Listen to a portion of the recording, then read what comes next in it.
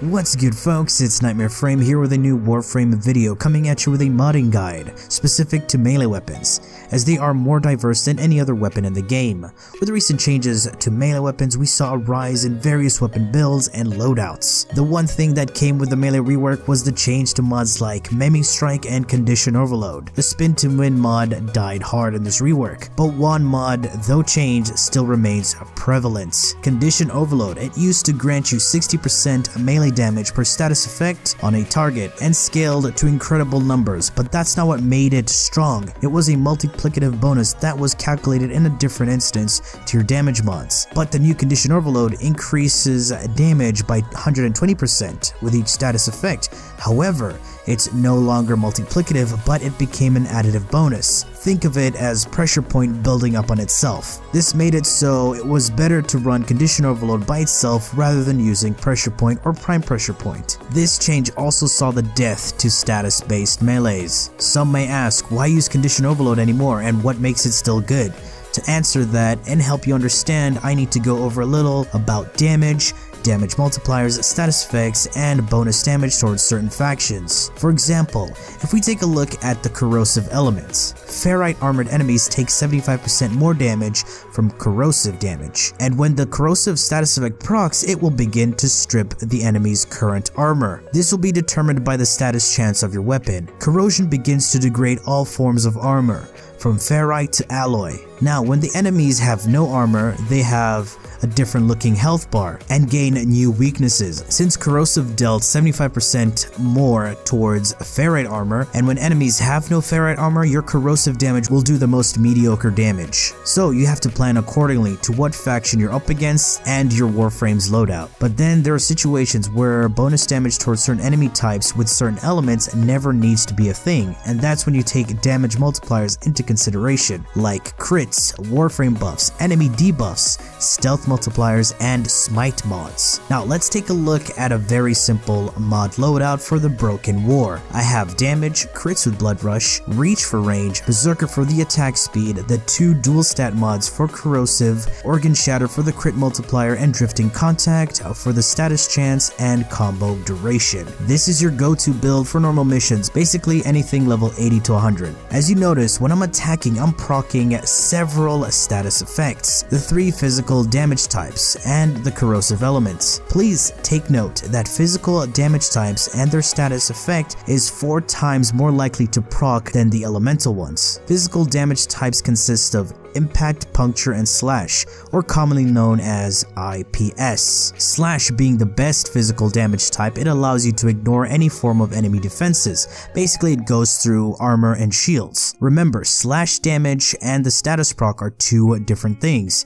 The slash status proc is called bleed. It's a damage over time effect. Only raw damage bonuses increase the bleed damage. Example, mods like pressure point and spoiled strike. So modding your weapon for buzzkill will not affect the bleed damage over time, but increase the chances of your weapon to proc slash. And melee weapons have a combo system. The more you attack, the more you build up a combo counter, and the higher the combo, the more damage you do. And there are mods that scale based off your combo counter. Mods like Blood Rush and Weeping Wounds. Blood Rush increases your crit chance by 60% per combo counter, and Weeping Wounds increases status chance by 40% per combo counter. These are additive bonuses to other sources of crit and statuses, but will scale off your base stats before getting calculated with other sources of crits and statuses. So it's better off using Weeping Wounds with raw elements, as you gain more elemental damage as your status chance increases.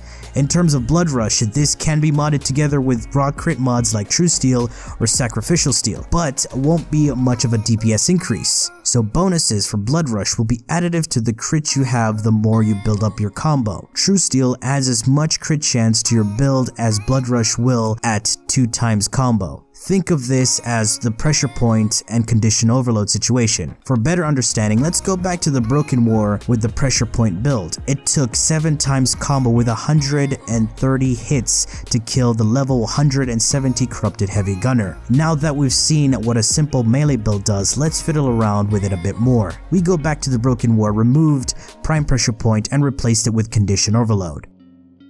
This time, it took 5 times combo with 97 hits to kill the gunner, because the melee damage is scaling from all the status effects on the target, along with the crits and bonus elemental damage to the enemy unit. So let's see what happens when we throw both Condition Overload and Prime Pressure Point into the mix.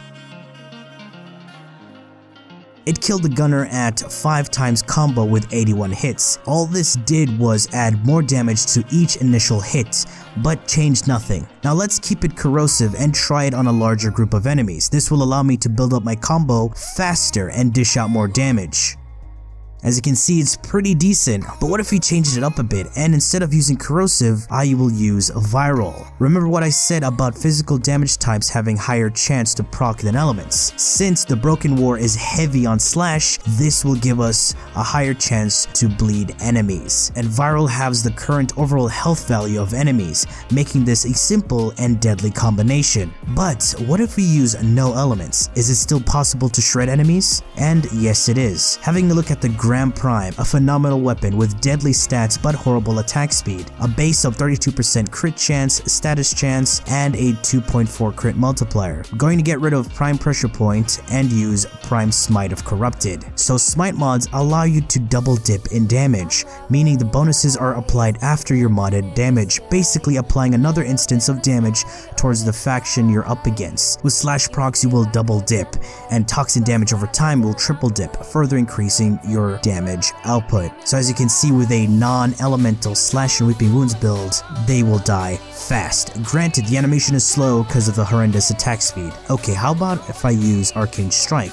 This will increase my attack speed by 40% on enemy hits. And I'll throw in the Zakti. This is a great utility secondary. I'll use it for the statuses and stealth multipliers. Zakti's explosive darts stagger enemies and put them in a dazed state, where they are vulnerable to finishers and stealth multipliers, which will help my Smite mod with the bleed procs deal even more damage. And my damage is being increased yet again with Condition Overload. I'm using the Tempo Royale stance, as the combo allows me to slam and knock down enemies, opening them up for ground finishers, which can really increase your DPS to the next level. So if you're building for quick combo builds, avoid negative finisher damage in any of your rivets. Now, when modding for Weeping Wounds with raw elements, I highly suggest not to run viral, as viral damage will heavily overweigh your slash. The numbers may look impressive, but you're actually doing less damage. Since viral tends to be a neutral damage type, you're basically losing out in damage. So we go back and we'll remove Northwind and use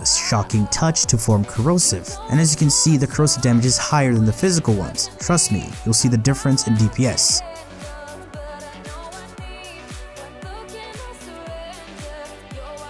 Okay, granted you still want a viral and slash build. Well, that's where you would have to go for an old school hybrid setup, so viral and slash can work together, and that way your bleeds can kill enemies while the viral lowers the health. For example, the Broken War build, yet again.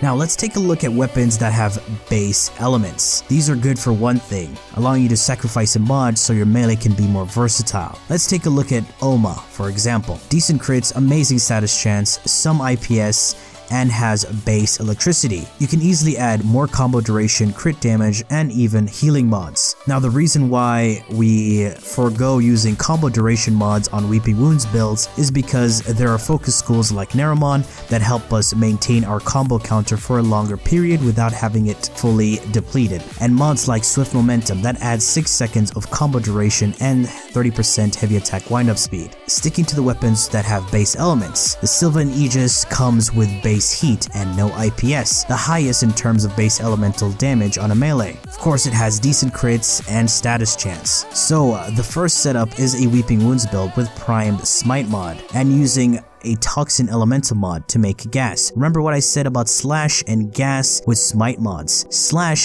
double dips and Toxin triple dips in damage, and the Gas spawns Toxin Clouds that damage enemies over time, and the Toxin Clouds will scale off the Toxin mods on your melee weapon. And the final Harbinger stance has Force Slash procs, making this one of the most overpowered melee weapons. Now, after seeing what it can do without any form of armor strip, how about we add statuses and stealth multipliers into the mix by using our trusty Zakti. And not even at full combo, these enemies were destroyed in a matter of measly seconds. Imagine if they had no armor, they won't stand a chance at all. Of course, that's not all we can do with the Sylvan Aegis. We can also mod it for corrosive heat. Corrosive strips armor and heat reduces the overall armor value by 50%, so your corrosion has less to strip, allowing you to deal ridiculous amounts of damage. With this knowledge, it will help you with other melees with base elements, like the Jatkuzar, dual E-cores, and so on. Now we take a look at the infamous heavy attack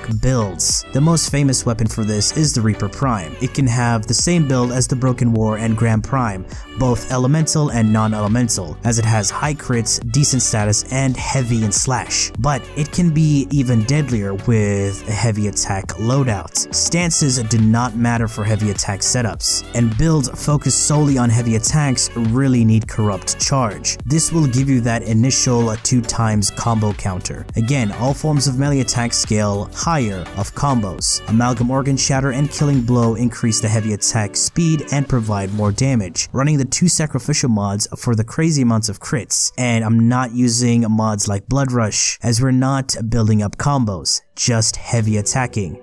And the damage is incredible. But what if you want to do this with a status heavy weapon? Let's take a look at the cost assist. Super low in crits and has a base element which is corrosive and some IPS. Okay, this build looks weird, but trust me, it works. So the cost assist has a nice mechanic where when you heavy attack, you leave a trail of toxic sludge, and enemies that are in the sludge are staggered and are open to finishers, and also take stealth multiplier damage. And yes, I'm stacking both Condition Overload and Prime Pressure Point. Heavy attacks need the initial hit to be strong, and since this weapon doesn't have crit to immediately one-shot anything, you're going to be getting another hit in there, and that's where Condition Overload is going to kick in. It has gas and Force Slash from heavy attacks, and Smite of Corrupted. You can run any element and add more attack speed, but this is my go-to. Okay, now we take a look at part of the Zaws. Zaws being modular weapons, so they can be assembled, built, and used for various loadouts, and now have also become famous for heavy attacks. You can have it heal you or be a heavy attack monster, either way works fine. And they also have the option to slot Exodia Arcanes. But there is a build that utilizes both quick and heavy attacks, and that is a hybrid of hybrids. Modded like a go-to corrosive and weeping wounds build, but instead of shocking touch, I will use Focus Energy